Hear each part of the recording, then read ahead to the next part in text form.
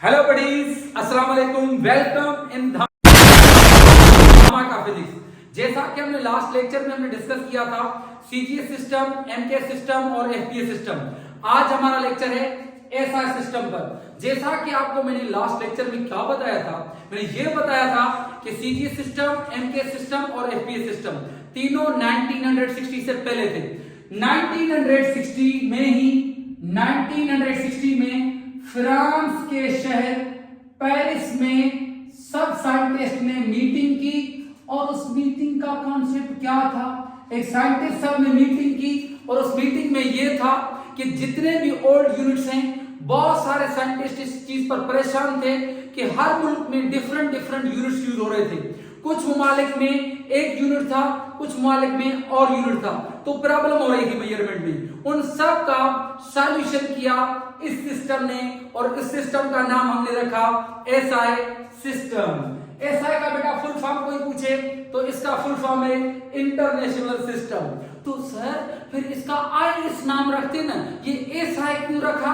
क्योंकि ये सब जो उधर के वांदे थे साइंटिस्ट, उन सब ने बेटा वो अपनी लैंग्वेज में उसका नाम रखा। हम इंग्लिश में हम उसको इंटरनेशनल सिस्टम बोलते हैं, मगर याद रहे कि लैटिन लैंग्वेज में हम इसको, या फ्रेंच लैंग्वेज में इसको हम कहते हैं सिस्टम या दी इंटरनेशनल। या फ्रेंच लैंग्वेज में एसआई का फुल फॉर्म होता है सिस्टम या दी इंटरनेशनलिया।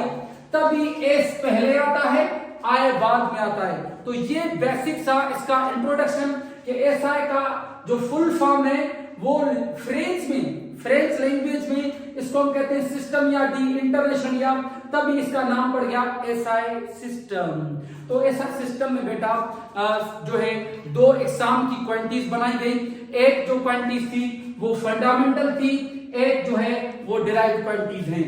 एसआई सिस्टम में दो टाइप्स की क्वांटिटीज हैं। एक छोटा सा एमसीक्यू अगर आपसे कोई पूछे how many types of quantities in SI, SI में कितनी टाइप्स की क्वांटिटीज हैं, तो आप बोलेंगे दो। कौन कौन सी?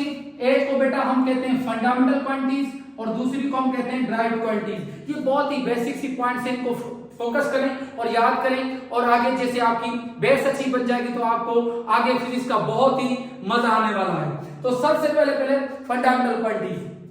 तो आपसे कोई पूछे फंडामेंटल क्वांटिटीज किसे कहते हैं, तो आप ये बोलेंगे वो क्वांटिटीज जो किसी और क्वांटिटीज पर डिपेंड नहीं करें। उर्दू में पहले डेफिनेशन याद करो बेटा, फिर इंग्लिश में आसानी हो जाएगी। कोई पूछे फंडामेंटल क्वांटिटीज की डेफिनेशन बताओ, तो बेटा मैंने बहुत सिंपल सी आपके लिए डेफिनेशन लिखी है, those quantities which are independent, जो किसी और पर डिपेंड नहीं करें। वो 7 क्वांटिटीज ये है फंडामेंटल क्वांटिटीज वो क्वांटिटीज होती है जो किसी और पर डिपेंड नहीं करती हैं। डिराइव्ड वो होती है जो इन पर डिपेंड करती है। देखिए थोड़े से मैं कॉन्सेप्ट क्लियर करता हूं। ये आपके फंडामेंटल क्वांटिटीज हैं, ये मैंने लिस्ट बनाई है 1 2 3 4 5 6 7 फंडामेंटल क्वांटिटीज हैं टोटल। अगर आपसे ऐसे फिर से मैं रिपीट कर रहा हूं, ऐसा सिस्टम में क्वांटिटीज के कितने टाइप्स हैं? 2।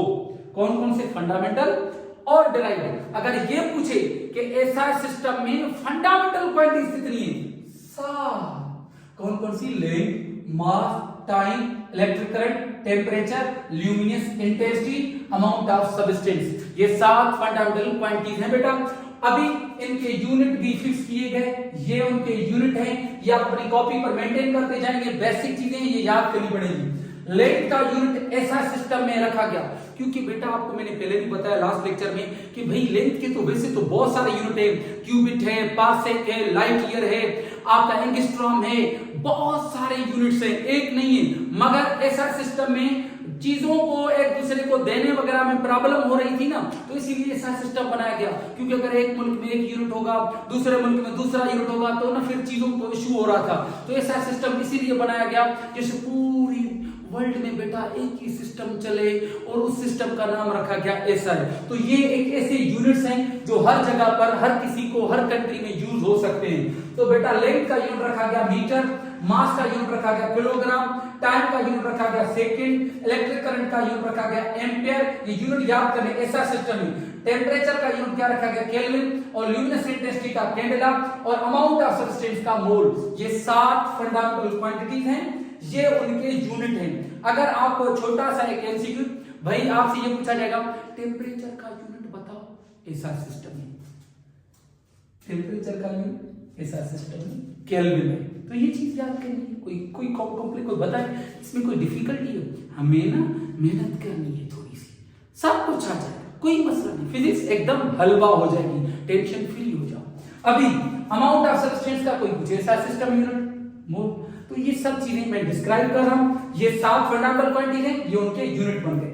उसके बाद इनके अपने यूनिट है, देखिए ये किसी और से लिए नहीं गए।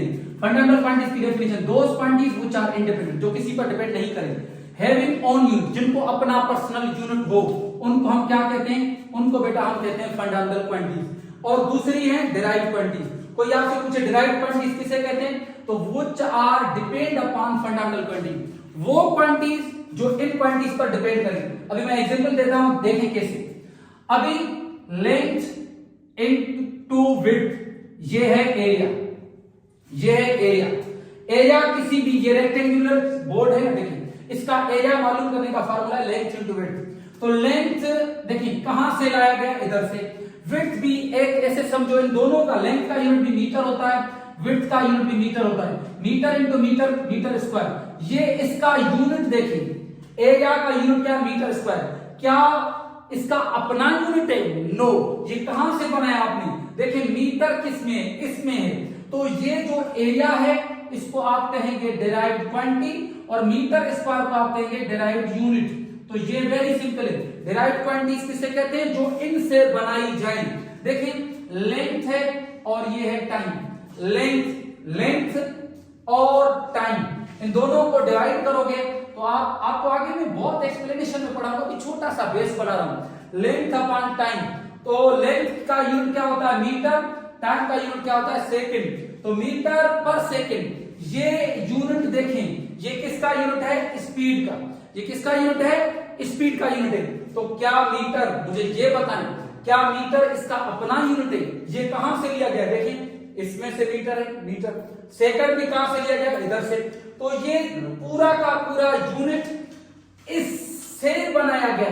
तो स्पीड को हम बोलेंगे डिराइव्ड क्वांटिटी और इसको बोलेंगे डिराइव्ड यूनिट। तो सिंपल सी बात है कि वो क्वांटिटीज जो इनसे बनाई जाएं, इनको आपस में मल्टीप्लाई करके ये कैसे हासिल करते हैं, फंडामेंटल क्वांटिटी को फंडामेंटल क्वांटिटी से या मल्टीप्लाई करें, या फंडामेंटल क्वांटिटी को फंडामेंटल क्वांटिटी से डिवाइड करें। तो फिर कौन सी क्वांटिटीज मिलती हैं, फिर डिराइव्ड क्वांटिटीज। कोई मुझे डिराइव्ड क्वांटिटीज को ऑब्टेन करने का तरीका क्या है, फंडामेंटल को फंडामेंटल से मल्टीप्लाई करो, या फंडामेंटल को फंडामेंटल क्वांटिटी से डिवाइड करो, फिर जो चीज हासिल होती है फिर उसको हम डिराइव्ड क्वांटिटीज कहते हैं। जैसे मैंने ये देखें, फंडामेंटल क्वांटिटीज, लेंथ क्या है, फंडामेंटल क्वांटिटी, टाइम क्या है, फंडामेंटल क्वांटिटी। फंडामेंटल को फंडामेंटल से बेटा मैंने क्या किया, डिवाइड किया, तो ये क्या मिल गई, स्पीड। तो ये स्पीड क्या हो गई, डिराइव्ड क्वांटिटी। मैं और इजी करूं, एक सिंपल बहुत ही आसान सी बात, ये 7 क्वांटिटीज फंडामेंटल है, इनके अलावा जितनी भी फिजिक्स में क्वांटिटीज हैं सब डिराइव्ड है। अभी फिर से मैं रिपीट कर रहा हूं, ये 7 फंडामेंटल है और जितनी भी क्वांटिटीज हैं, speed, velocity, acceleration, force, momentum, pressure, और कितने ना बहुत है, फिर भी ये याद करना कि ये 7 फंडामेंटल है और जितनी भी क्वांटिटीज आपसे पूछे तो आप क्या बोलेंगे, डिराइव्ड क्वांटिटीज।